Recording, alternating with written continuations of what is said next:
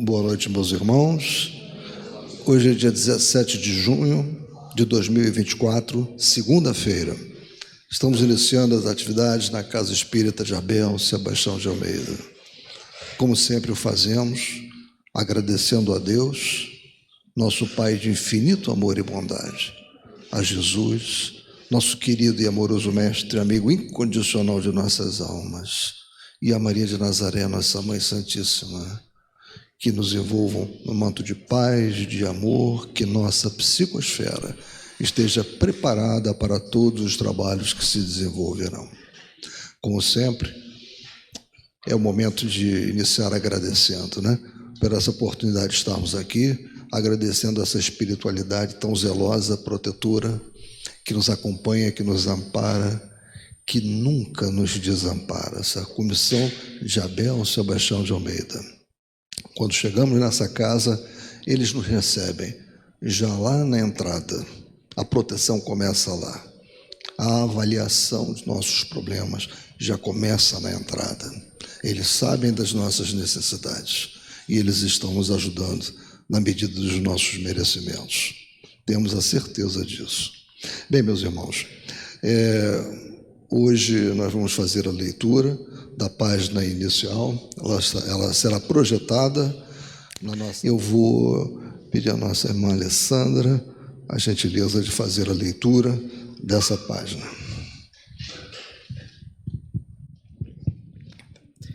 Boa noite a todos, que a gente possa ter uma segunda-feira bem formosa, cheia de luz. Do livro da Esperança, pelo Espírito Emmanuel, psicografia de Chico Xavier, Uniões de Provas. Não separe o homem o que Deus ajuntou. Jesus, Mateus 19:6. Quando Jesus disse, não separe o homem o que Deus ajuntou, essas palavras se devem entender com referência à união, segundo a lei imutável de Deus, e não segundo a lei mutável dos homens. Capítulo 22, item 3. Aspira a convivência dos espíritos de eleição com os quais te harmonizas agora. No entanto, trazes ainda na vida social e doméstica o vínculo das uniões menos agradáveis, que te completam a frear impulsos e a sufocar os mais belos sonhos.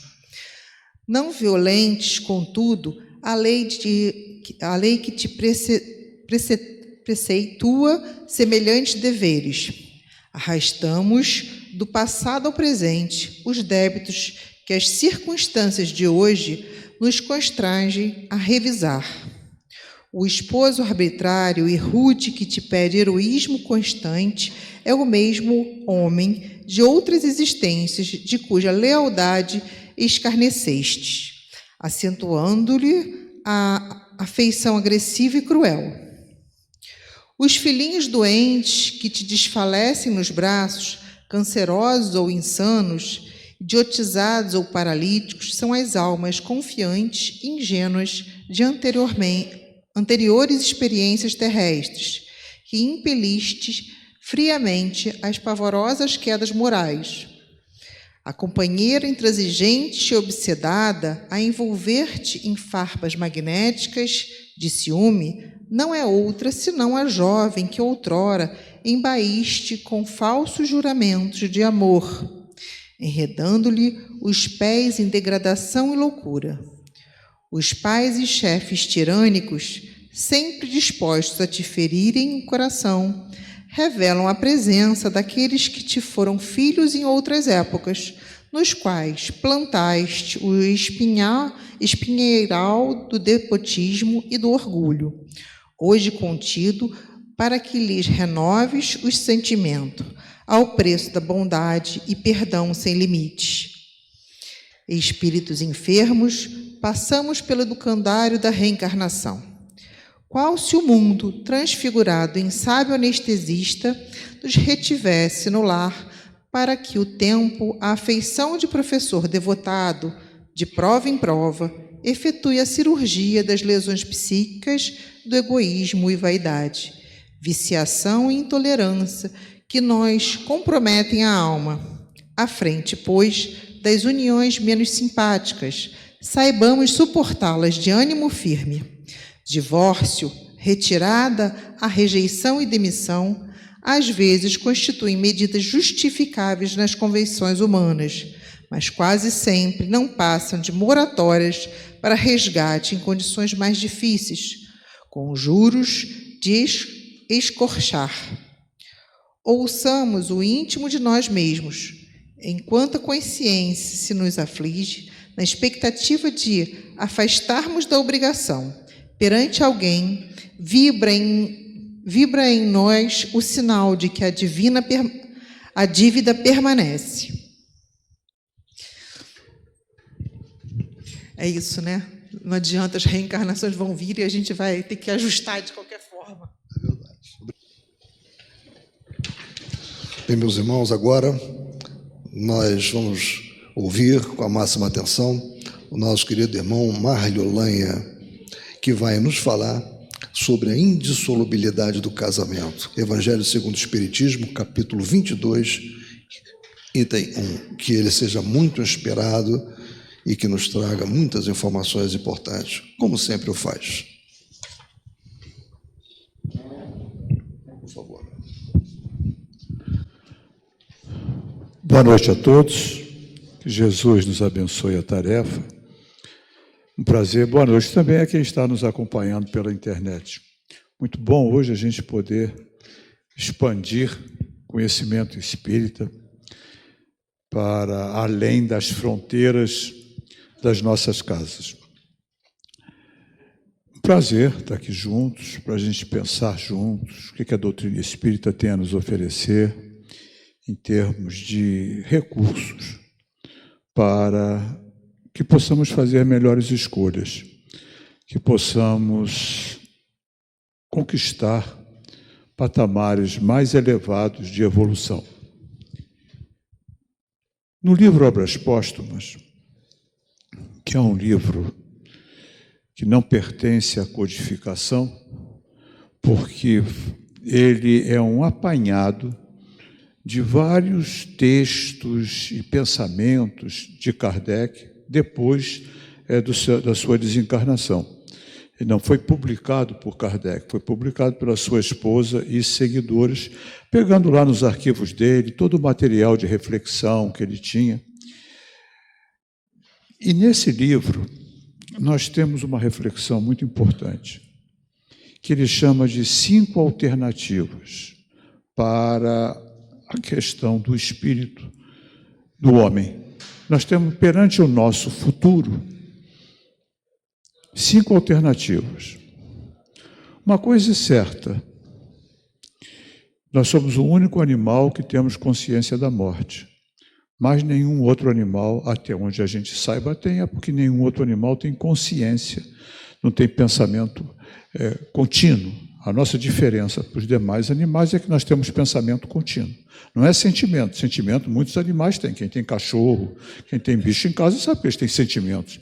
Aliás, até mais fidelidade do que muitas pessoas. Mas é o pensamento contínuo.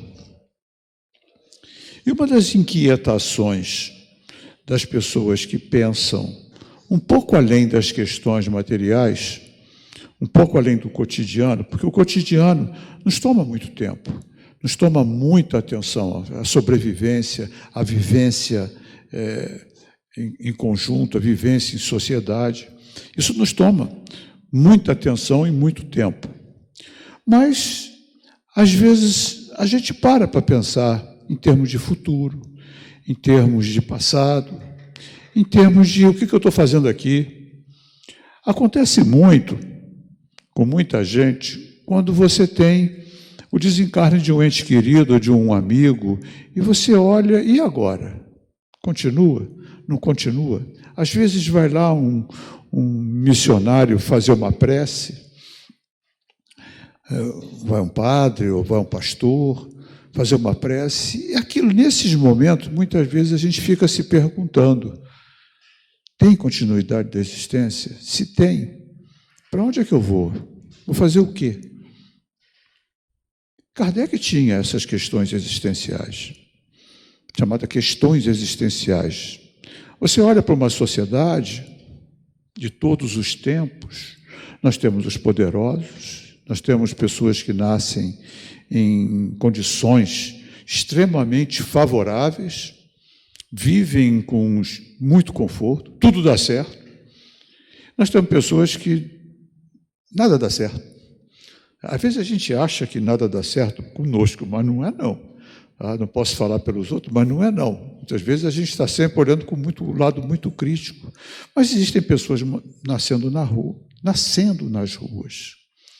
Nós temos aqui no nosso país, na nossa cidade, terceira ou quarta geração de crianças de rua. Terceira ou quarta geração. É bicho.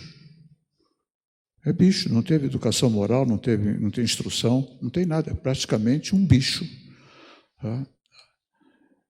E a gente pode questionar isso. Que Deus é esse, se é que existe? O que explica essa desigualdade de competências, de oportunidades? O que explica isso? Kardec tinha essas questões também, como um pensador, como um humanista. Quando ele se depara com a fenomenologia das mesas girantes, pancadas, que foi estudada por muitos e muitos pesquisadores, ele não foi o único, e quando ele atesta a veracidade do fenômeno que era provocado, segundo o próprio fenômeno diz, pelas almas dos homens que desencarnaram, que viveram na Terra e que hoje estão numa outra dimensão, ele começa então uma investigação do mundo espiritual. E daí nós temos o Livro dos Espíritos e depois as mais outras 4 obras da codificação. E nesse livro, nesse artigo, ou esse escrito dele, ele não publicou, chamado As Alternativas, as 5 alternativas do homem perante o futuro, ele faz uma comparação. Perante ao nosso futuro, como seres humanos, nós temos 5 caminhos, 5 formas de pensar. O materialismo, ou seja, nós somos fruto de um acidente biológico, mais nada. Temos um tempo esse incerto, a gente não sabe que tempo é esse, e quando acabar, acabou. Zero. É esquisito isso, né? Tanto sofrimento, tanta dificuldade, tanta luta, tanto esforço para conquistar intelecto, cultura, para nada. Tem quem pense assim. Não é muita gente, não. Alguns se dizem ateus, materialistas, tá?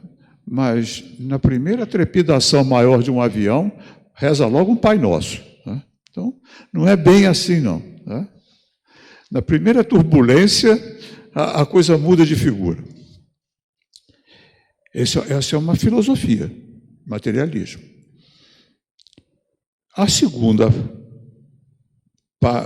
segundo pensamento, a segunda alternativa, é o chamado panteísmo.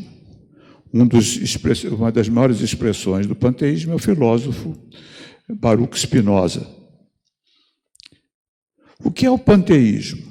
Deus existe, então existe um Criador, e cada criatura é uma parcela do Criador, que fica aqui por um tempo e retorna para esse todo universal. Os Espíritos dizem, para pensar, não pode, não faz sentido, tá? Porque é praticamente igual ao materialismo, você não mantém a sua identidade, você vem aqui, vive um tempo, se esforça, faz todo o teu trabalho, volta para um todo e se dissolve. Eu costumo chamar de doutrina Nescau. Se mistura e acabou. Não é nem leite, não é nem achocolatado lá, qualquer coisa assim. Mas, porém, existem muitas pessoas que seguem esse pensamento. Nós temos uma outra terceira corrente chamada deísmo. O que é o deísmo? Deus existe, criou, as criaturas são criaturas de Deus e se vira. Ele foi para algum paraíso aí nas galáxias para tirar férias. Acabou. Agora vocês se viram. E não existe providência divina, as leis são perfeitas e não tem providência divina, não existe intervenção da divindade. A quarta alternativa, conhecida como a doutrina católica, nós temos um Criador, nós temos um tempo e nós temos um futuro. Esse futuro qual é? Ele é atrelado àquilo que a gente fez. E é definido para sempre. Então, Deus nos cria no momento da concepção, cria a alma 0 quilômetro. No momento da concepção, tem um tempo. Depois desse tempo, paraíso ou inferno? Para sempre. Há quem aceite, respeita-se, mas Kardec fala, qual é a lógica disso? O que é isso? Como é que se explica bondade divina? Como é que se explica justiça divina? Como é que se explica misericórdia? Como é que se explica as desigualdades? Tempos diferentes, condições diferentes? Teve um filme, eu esqueci o nome do filme, mas vou deixar vocês com água na boca. Procura na Netflix, vocês vão achar. Estava na Netflix esse filme. Esse filme é de um pastor, o filme é baseado em fatos reais. É de um pastor protestante americano, e ele era muito bem falante, ele tinha dentro da sua igreja, ele era muito bem visto, como até um possível líder maior. E ele leu uma notícia e dentro da filosofia deles, acho que era anglicano, eu não tenho muita certeza. Dentro da filosofia religiosa, a salvação está em Jesus Cristo. Somente a aceitação de Jesus conduz à salvação, o que é uma premissa da maioria das religiões protestantes. Jesus é o Salvador. Nesse sentido, da aceitação de Jesus. Nós vamos pensar depois se Jesus é ou não é o Salvador. Então, todo aquele que não aceita Jesus não está salvo, está condenado.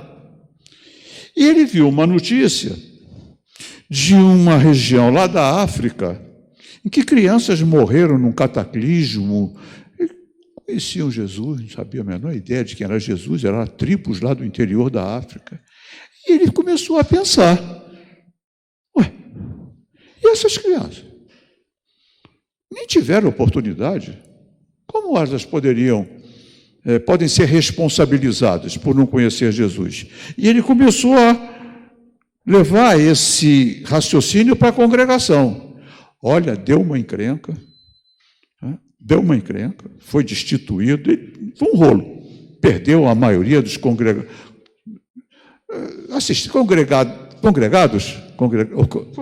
vai lá, obrigado. Enfim, o filme é muito interessante. Tem qualquer coisa de fé nesse filme. Porque ele questionou. Se tem que aceitar Jesus, e quem não conhece? Como é que vai aceitar? Se nunca chegou lá essa informação. E depois ele vai falar da quinta alternativa, que é a doutrina espírita. Ou seja, nós temos um passado, nós temos um futuro, isso aqui é por um tempo. Deus cria a todos de forma igual, simples e ignorantes, tem uma trajetória através dos reinos inferiores da criação, até chegar na fase de humanização e tem um destino. Esse destino é a perfeição, ou a felicidade. Eu prefiro felicidade, porque é na perfeição que se encontra a felicidade eterna. Perfeição, não faço a menor ideia do que seja. Felicidade a gente, pelo menos, arrisca. Todos estão sujeitos às mesmas leis. Então, olha onde vem a justiça. Todos têm o mesmo ponto de partida, todos têm o mesmo ponto de chegada, todos estão sujeitos às mesmas leis. E as diferenças? Como se explica? Em tempos diferentes de criação e de evolução. Então, se Deus cria sempre, muito antes da nossa criação, já tinham espíritos criados e feito até toda a sua trajetória. Quando nós vamos ler lá o livro A Caminho da Luz, de Emmanuel, ele nos fala que quando o planeta Terra se desprendeu lá do Sol, quando ele começou a sua jornada 4,5 bilhões de anos atrás, Jesus já tinha feito a sua trajetória evolutiva. Jesus já era um espírito angélico. A gente não era nem projeto. Não era nem projeto. Para ter ideia, na fase humana, nós aqui da Terra, salvo raríssimas exceções, temos aproximadamente 200 a 250 mil anos. Comparado com 4,5 bilhões de anos que tem a Terra, a gente é 1 segundo, né, no tempo da Terra. E Jesus, há 4,5 bilhões de anos atrás, já era um espírito. Então, as diferenças, um espírito com a sua evolução completa. Então, as diferenças se explicam pelos tempos diferentes de criação e também pelos aproveitamentos. Como se fosse uma série escolar. Você tem uma série escolar, a matéria é passada de forma igual pelo professor ou pela professora para todos os alunos. Os aproveitamentos são diferentes. Muitas vezes fica preso numa matéria, fica independência ou fica reprovado. Então, a justiça está explicada dessa forma. E é muito curioso, porque isso mostra que cada um de nós é um espírito completamente diferente uns dos outros. Porque temos tempos de criações diferentes, temos experiências diferentes, então temos reações diferentes aos estímulos externos. Porque nós somos individualidades completamente diferentes uns dos outros. Não existem dois espíritos iguais. Existem espíritos que têm uma certa simpatia, uma certa similaridade, mas não existem dois espíritos iguais, da mesma forma que não existem duas impressões digitais iguais. Então, isso significa que cada um de nós tem um próprio sistema de crenças e valores, do qual nós utilizamos para fazer as nossas escolhas. O que é um sistema de crenças e valores? Valor é aquilo que eu uso para fazer as minhas escolhas. A única coisa que a gente é obrigado a fazer no mundo, na vida, é escolha. A única coisa. Eu gosto muito desse tema, porque é a única coisa que a gente é obrigado a fazer. Toda escolha implica em quê? Renúncias e consequências. Renúncias por quê? Está aqui hoje é uma escolha. Ninguém está aqui, não vi ninguém lá fora pegando ninguém, empurrando para cá, ameaçando. Está aqui hoje é uma escolha. Significa o quê? Que podia estar fazendo qualquer outra coisa. Tem até um botequim bem frequentado, que eu digo, é cheio de gente, lá na esquina da 24 de maio, lá. Olha, segunda-feira, tá, eu fico imaginando no fim de semana, está mais cheio do que aqui. Com quase toda certeza, está mais cheio do que aqui. Isso significa o quê? Que nós somos melhores do que eles? Não, nós fizemos escolhas. E lá está fazendo escolha. Pode ter gente maravilhosa lá, está fazendo escolha. Escolha. Nós podíamos estar fazendo outras coisas, mas escolhemos estar aqui. Então, todas as coisas. E as outras coisas? Renunciamos. Porque não dá para fazer tudo. É como eu gosto de pensar num cardápio de restaurante. Quando você escolhe um prato, renuncia a todos os outros. E você usa um critério para fazer a escolha. Um critério. Qual foi o critério que se utilizou para chegar aqui? É variado. O que mostra que cada um de nós somos individualidades diferentes. Uns podem estar aqui por compromisso, né? É meu dia de trabalho no centro. Outros, não tenho nada para fazer, vou lá ver. Então, cada um de nós pode ter trazido ela, vou levá-la na marra, agora vai. Evangeliza na marra, né? Pode ser. Né? Aí não teve muita escolha. Né? Quase que não teve livre-arbítrio. Então, mais ou menos, a gente usou critérios. tem consequências. Qual é a consequência de estar aqui? Já parou para pensar? Conhecimento. Aumento da responsabilidade. Porque a partir do momento em que a gente tem mais conhecimento, nós nos tornamos mais responsáveis pelo quê? Pelas escolhas. Pelas escolhas. Então, toda escolha tem consequências. Então, eu utilizo valores para fazer a escolha e crenças. Porque se você não acreditasse em espírito, não acreditasse em Deus, não acreditasse em coisíssima nenhuma, é capaz de você estar lá no botequim. Não ia. Está fazendo o que aqui? Se você não acredita em nada. Certamente, provavelmente, isso aqui não seria opção. Vou fazer o quê? Por exemplo, muito mal comparando, uma sinagoga. Eu não sou judeu, não tenho nenhum amigo judeu. Se tiver uma sinagoga aberta aqui do lado, eu não vou entrar, não pertence ao meu leque de opções. Porque não tenho identidade, respeitando maravilhosamente todos que têm as suas crenças, mas não tem identidade, então não é opção. Então, se está aqui, tem valor. E tem a crença. Você acredita que aqui você vai ter uma informação valiosa. Então, as nossas crenças, que são as nossas verdades internas, elas não significam que são verdades. Elas são as nossas verdades. Então, se eu me acho velho demais para voltar a estudar ou fazer um novo curso, eu sou velho ou não sou velho? É a minha crença. Se eu me acho velho, mesmo que o curso tenha valor, eu não escolho, porque eu estou preso numa crença limitante. Se eu acho que idade não faz a menor diferença para continuar meu aprendizado, e o aprendizado tem valor, a minha crença é libertadora. Então, nós temos crenças limitantes e crenças libertadoras. Muitas vezes tem valor, mas a crença é limitante. Ah, isso não é para mim. Quem dera. Já viu essas coisas? Quem dera. Muitas vezes não tem nem valor, não está com vontade de fazer esforço, mas tem uma crença limitante. Ah, isso dá muito trabalho. É a crença. Porque tudo dá trabalho, evoluir dá trabalho. Nós temos a dor evolução. Evoluir dói. Dá trabalho. E ficar parado também dá trabalho. Principalmente para os outros. Né? Também dá trabalho. Então, quando a gente tem um sistema de crenças e valores, age de acordo com ele. E ele traz resultados. E aí vem a pergunta: eu estou satisfeito com os meus resultados? Eu estou satisfeito com as minhas escolhas? Essa é uma pergunta que só pode ser respondida por mim.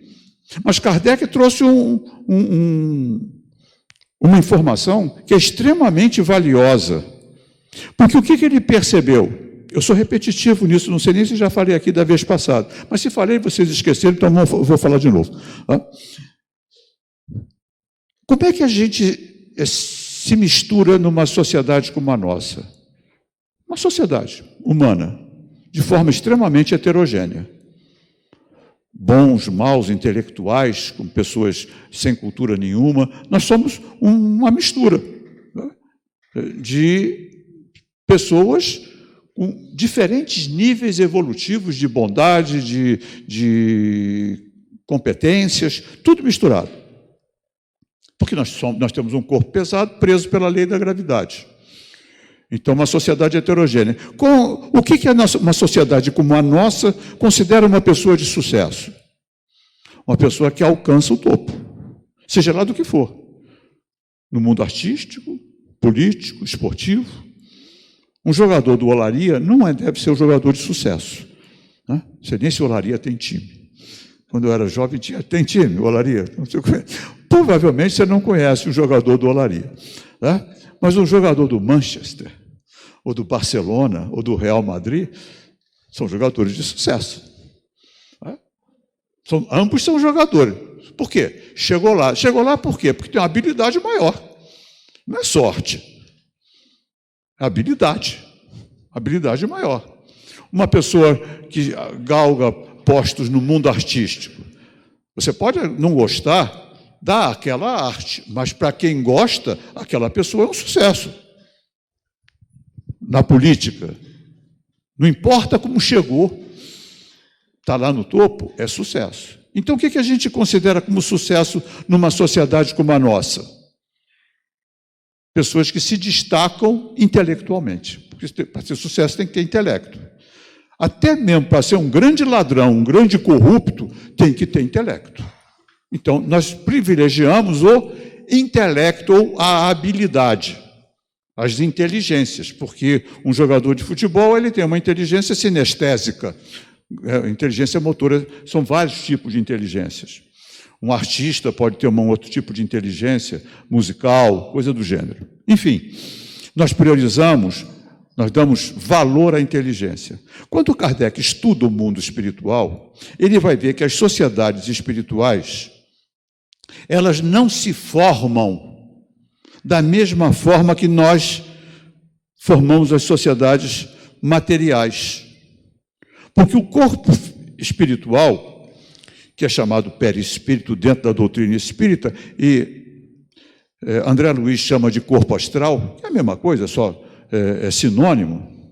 Ele é um corpo, portanto ele é matéria, mas numa outra dimensão, que é um corpo energético.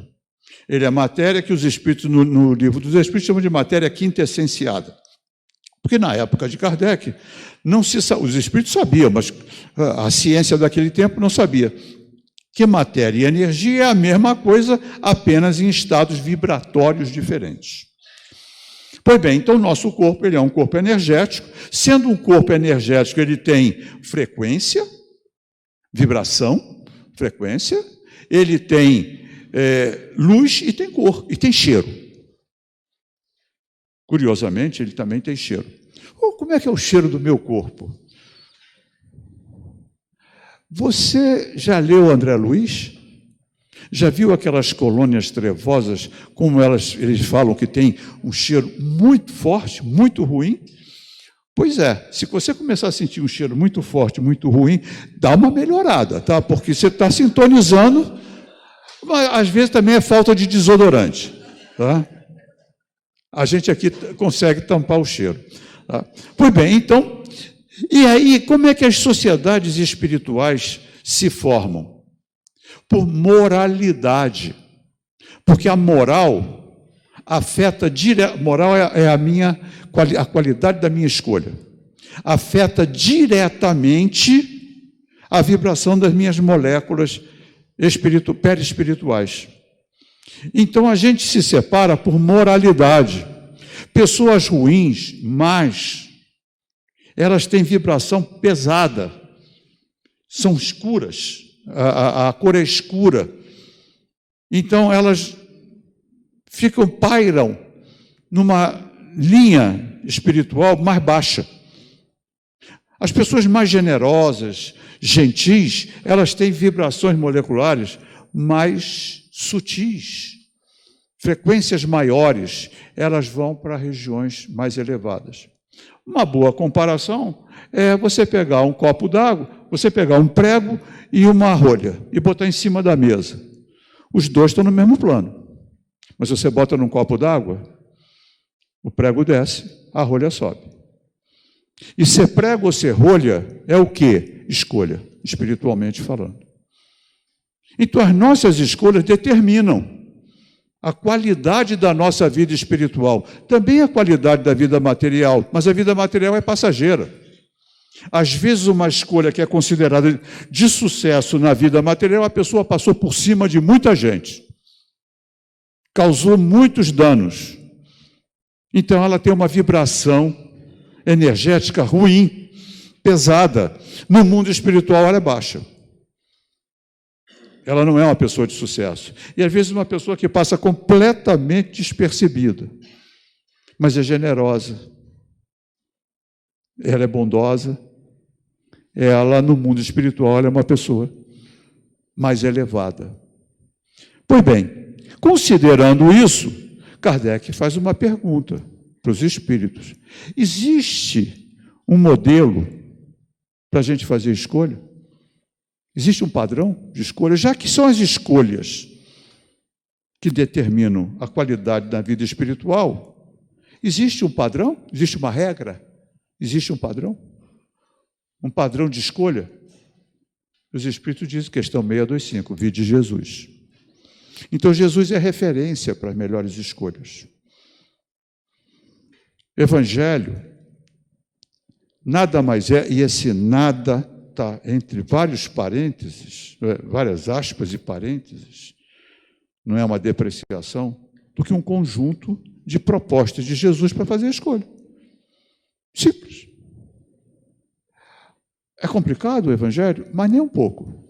Só pegar uma aguinha. Facílimo de entender. Tão fácil de entender que Jesus resumiu numa frase.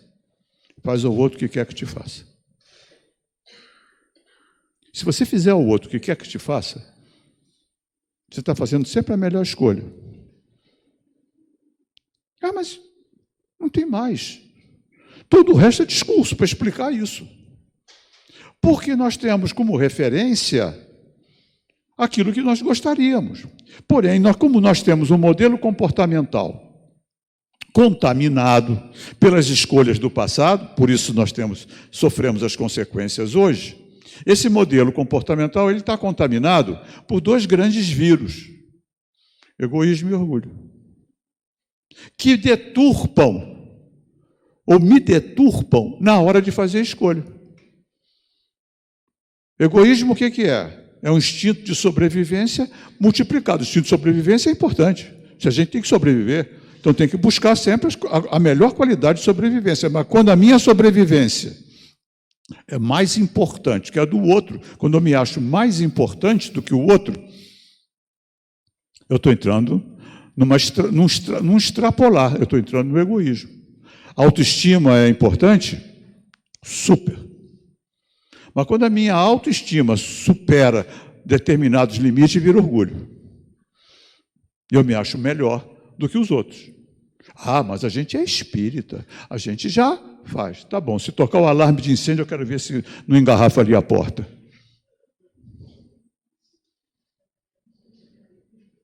Farinha pouca, meu pirão primeiro. Percebe como a gente... Porque isso...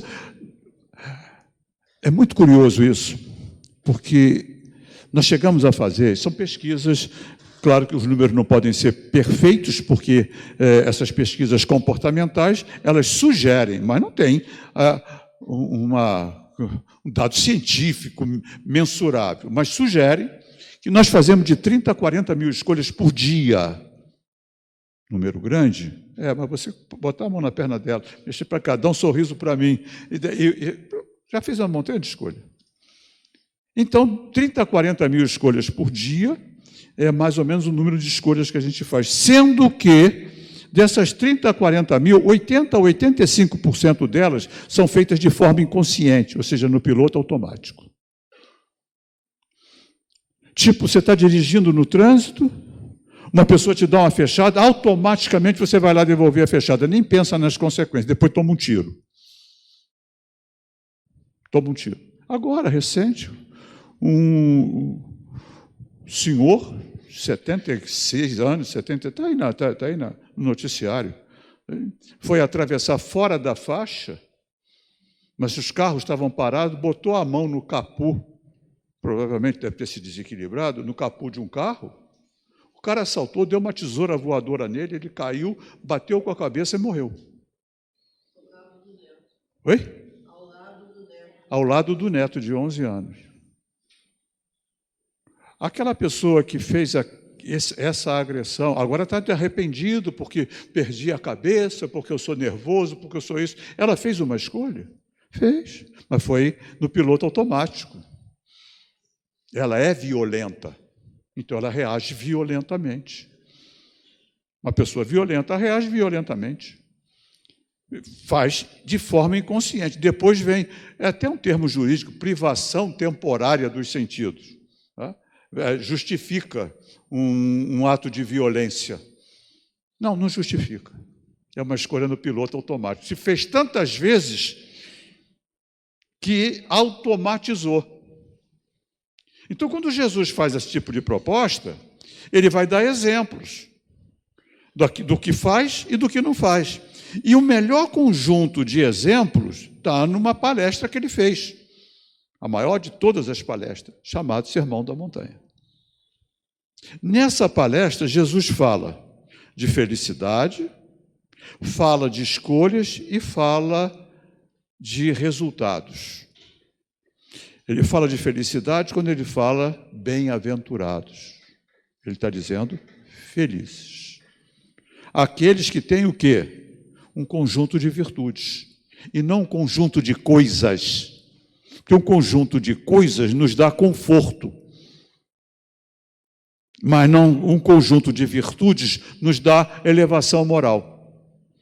É diferente. Então ele fala, bem-aventurados aqueles que têm um conjunto de virtudes. Depois ele vai falar de causa e efeito. Ele vai falar de intenção e não de ação. Porque nós somos, os nossos atos, eles são julgados internamente, não pela consequência, e sim pela ação. Não pelo resultado, e sim pela ação. Porque eu posso dar um prato de comida para alguém na rua, em população de rua, e está humilhando aquela pessoa. O prato de comida é uma necessidade, é uma boa ação.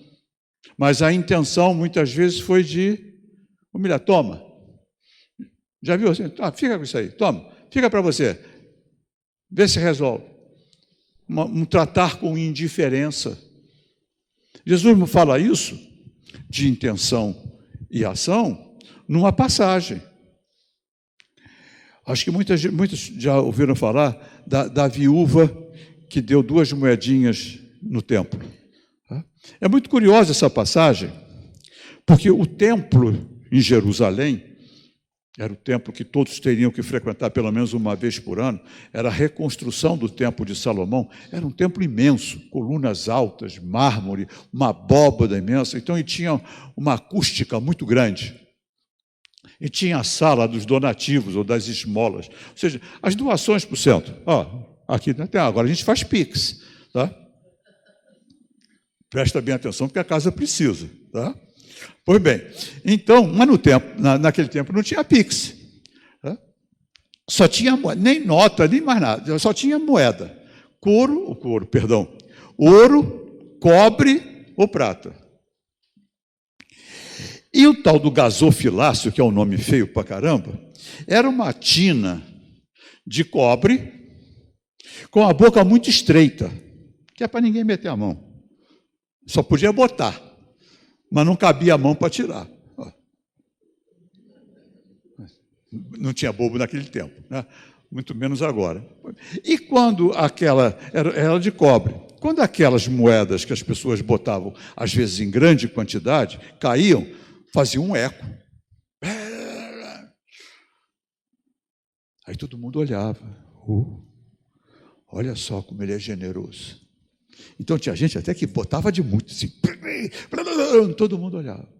Aí veio uma senhora, uma pobre viúva, na descrição, e ela coloca 2 moedinhas, valiam centavos de cobre.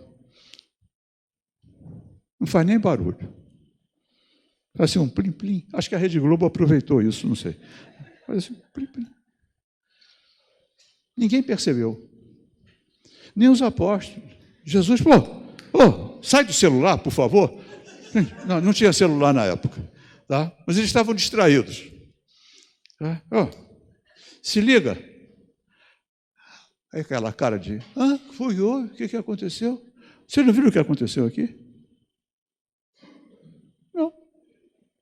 Essa mulher acabou de dar tudo que tinha para o sustento dela. Deu mais que todo mundo que está botando moeda aqui e fazendo essa barulhada toda.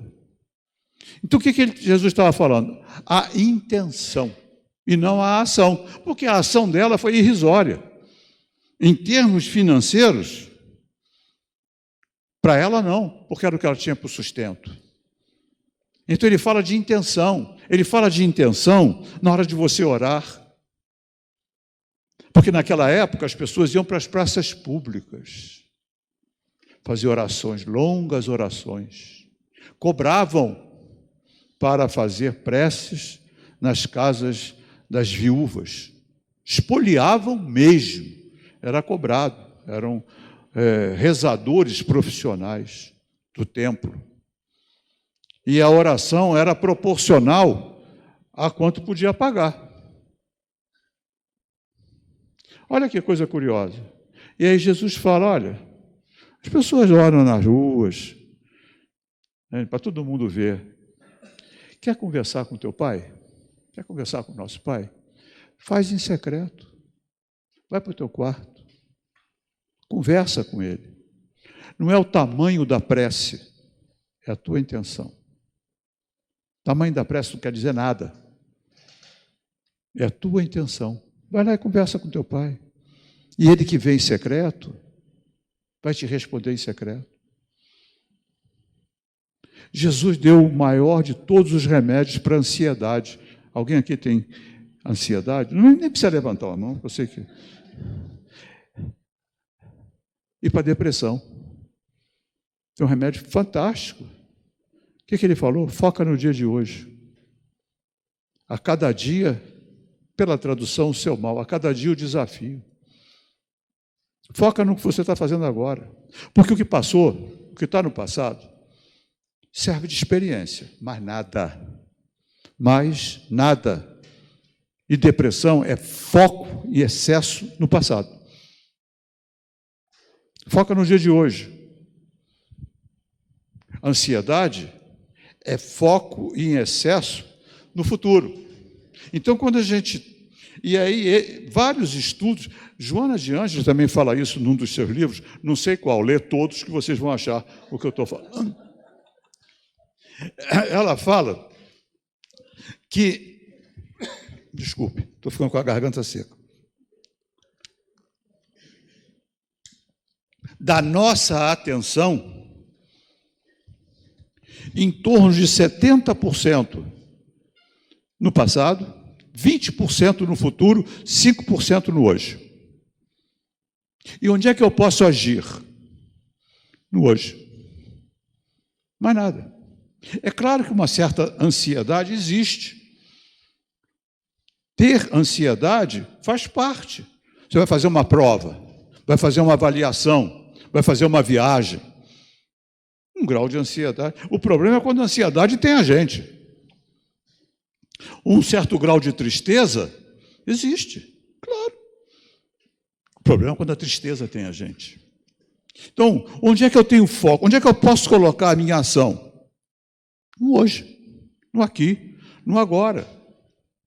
Confia na tua proteção. Não fica preocupado demais com amanhã. Amanhã você... Isso não significa não ter previdência. Significa não ter pré-ocupação. O que é a pré-ocupação? É a ocupação naquilo que ainda não aconteceu. E a gente esquece do que aconteceu. Foca, faz uma coisa de cada vez. Já percebeu que quando a gente quer fazer 3, 4, 5 coisas ao mesmo tempo, não tem produtividade e tem desgaste? E tem um grande desgaste? Então, faz pausado. Faz aquilo que você está fazendo. Foca a tua atenção, que o resultado vai ser maior. Você aumenta a tua produtividade e reduz o teu desgaste físico. Quantas pessoas chegam no final do dia exaustas e vão olhar e não fizeram nada?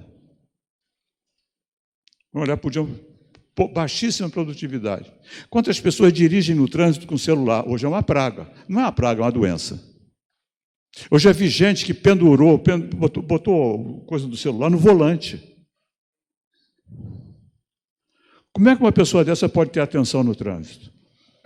Ela está com foco completamente dividido. Jesus fala, foca. Faz uma coisa de cada vez. Foca no dia de hoje. Ora. Pede ajuda. A oração não é para resolver o problema. Porque seria fácil. e seria cômodo.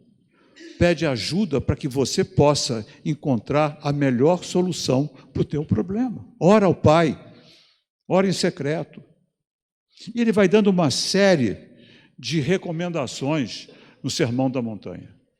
E aí ele vai fazer uma advertência. E essa advertência é severa.